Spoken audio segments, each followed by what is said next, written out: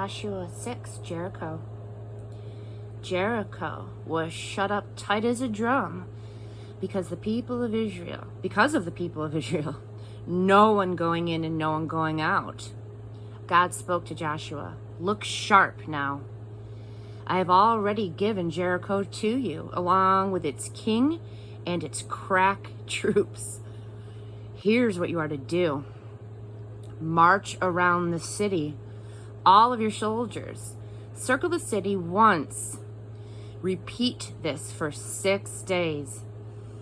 Have 7 priests carry 7 ram's horns, trumpets, shofars, in front of the chest. On the 7th day, march around the city 7 times, the priest blowing away on the trumpets, and then a long blast on the ram's horn, the shofar. When you hear that, all the people are to shout at the top of their lungs. The city will collapse. The city's wall will collapse at once. All of the people are to enter, every man straight on in."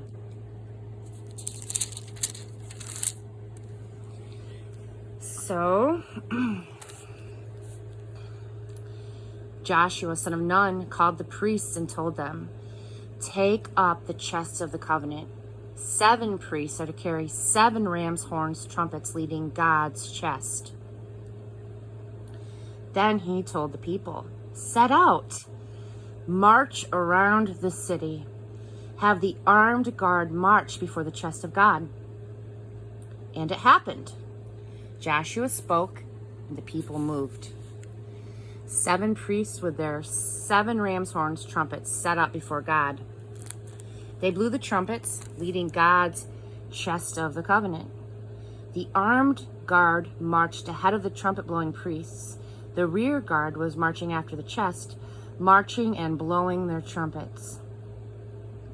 Joshua had given orders to the people, "Don't shout. In fact, don't even speak, not so much as a whisper, until you hear me say, 'Shout,' and then shout away." He sent the chest of God on its way around the city. It circled once, it came back to camp, and it stayed for the night. Joshua was up early the next morning, and the priests took up the chest of God. The 7 priests carrying the 7 rams, horns, trumpets, marched before the chest of God, marching and blowing the trumpets, with the armed guard marching before and the rear guard marching after. Marching and blowing of trumpets. On the 2nd day, they circled the city once and they returned to camp. They did this for 6 days. When the 7th day came, they got up early and they marched around the city the same way, but 7 times. Yes, this day, they circled the city 7 times. On the 7th time around, the priests blew the trumpets and Joshua signaled the people, "Shout! God has given you the city. The city and everything in it is under a holy curse and offered up to God. Except for Rahab the harlot. She is to live, she and everyone in her house with her, because she hid the agents that we sent. As for you, watch yourselves in the city under the holy curse. Be careful that you don't covet anything in it and take something that's cursed, endangering the camp of Israel with a curse and making trouble for everyone. All silver and gold, all vessels of bronze and iron are holy to God. Put them in God's treasury." The priests blew the trumpets. When the people heard the blast of the trumpets, they gave a thunderclap shout. The wall fell at once. The people rushed straight into the city and took it. They put everything in the city under the holy curse, killing man and woman, young and old, ox and sheep and donkey.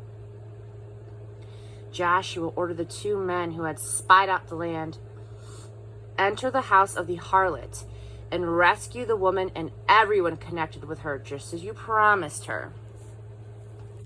So the young spies went in and brought out Rahab, her father, her mother, and her brothers, everyone connected with her. They got the whole family out and gave them a place outside of the camp of Israel. But they burned down the city and everything in it, except for the gold and silver and the bronze and the iron vessels.